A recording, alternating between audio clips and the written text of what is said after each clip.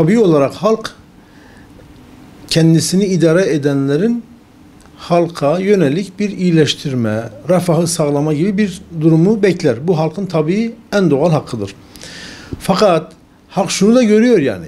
Halk bir taraftan yapılan zamları görürken öte taraftan belediyelerdeki israfı, belediyelerin özellikle yaz aylarının girmesiyle bahar şenlikleri adı altında bazı konserlerin verilmesi, özellikle konser verdirilen yani konserleri veren sözde sanatçıların bizim bu toplumun örfüne, yaşam tarzına, ahlakına, dinine, anlayışına ters düşünceye sahip olan sanatçıların ve onlara verilen milyonlarca liranın halk kendi cebinden çıktığını biliyor. Dolayısıyla halk şunu soruyor. Yani eğer siz bize diyorsanız ki biz bir ekonomik darboğazdan geçiyoruz ülke olarak ya da dünyada global bir ekonomik kriz var. Bu krizi biz hep beraber aşalım diyorsanız sadece bunun yükünü niye bize yüklüyorsunuz? Yani bu krizin sadece yüklenicisi, taşeronu biz miyiz? Biz mi bunu taşıyacağız? Dolayısıyla halk bunu duyarken yani devletlerin ya da ülkelerin ekonomi bakanlarının işte biz şöyle şöyle sıkıntılardan geçiyoruz dediğinde halk şunu söylüyor. O zaman siz öncelikle kamuda yapmış olduğunuz israfları terk edin. Nedir bu israf? Öncelikle belediyelerdeki şu konser verme çılgınlığını bırakalım.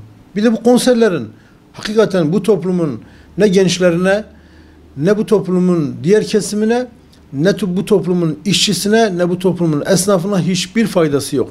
Tamamen başıboş bir nesil, başıboş bir gençliğe hitap eden, onları daha da başıboş, daha da hedefsiz, gayesiz yapmaya yönelik konser veren sanatçılar ve bu sanatçıların verdiği konserler de bu toplumdaki insanların, bu gençlerin hem maneviyatını hem ahlakını hem dünyasını hem ahiretini tehlikeye sokacak konserler ve konseri veren kişiler. Dolayısıyla biz şöyle düşünüyoruz. Yani öncelikle tasarruf kamuda başlamalı. Kamuda bu devam etmeli. Halk da bunun yansımasını gördükten sonra elbette dünyada bir global kriz çıkarsa, bir felaket yaşanırsa millet olarak hep beraber yaşanan krizlerin üstesinden gelmeyi bilen bir milletiz. Ama yani halka işte bu krizleri sadece hadi siz kendinizi sıkın, atlatın demek çok yanlıştır.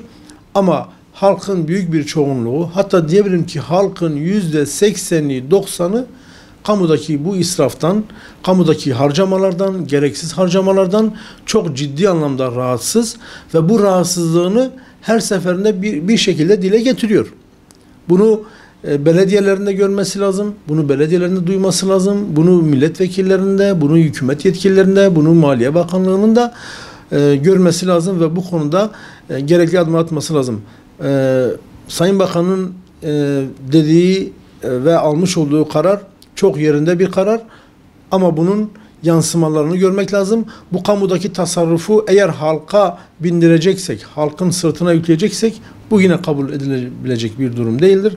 Dolayısıyla kamudaki tasarrufu kamunun her alanında yani yerelinden geneline kadar bütün alanlara yaymak lazım.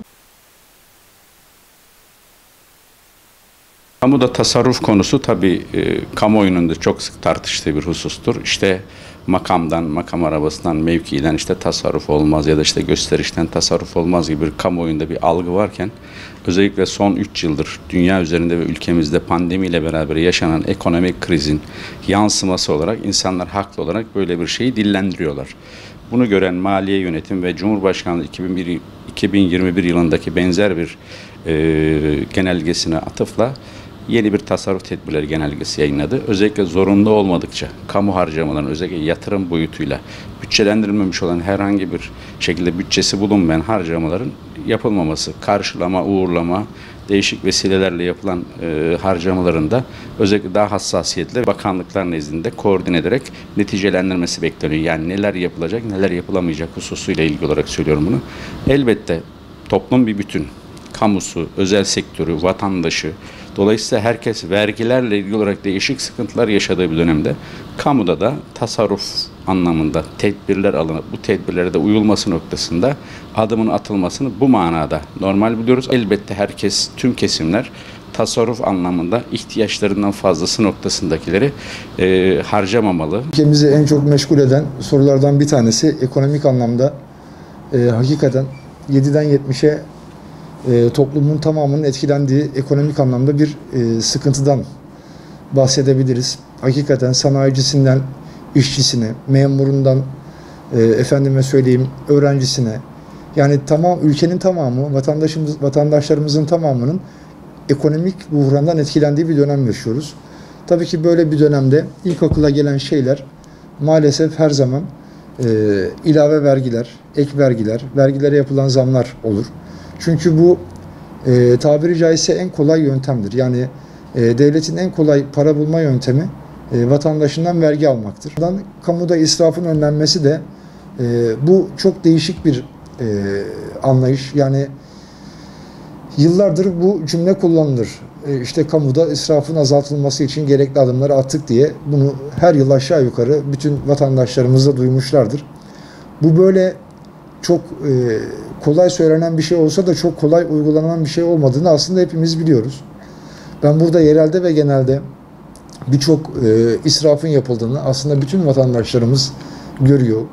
Kurumların çalışma tarzlarını, yavaş işleyişleri, yani o kadar çok birimler var ki belediyelerde, işte müdürler, müdür yardımcıları, paranın nakdin geldiği yerlerde müdürler, müdür yardımcıları, fakat vatandaşın derdiyle dertlenmesi gereken bir tane birim bulamazsınız. Kamuda israfın önlenmesi şart mı? Muhakkak ki şart.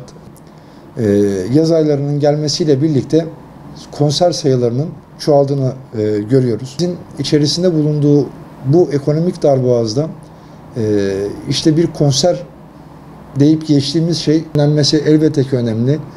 Fakat hala israfların devam ettiğini görmemiz de işin başka bir boyutu. Biraz önce de ifade etmiştim. Yani bu genelge yayınlandıktan sonra dahi bu konserler devam ediyor. En azından buradan kısabiliriz.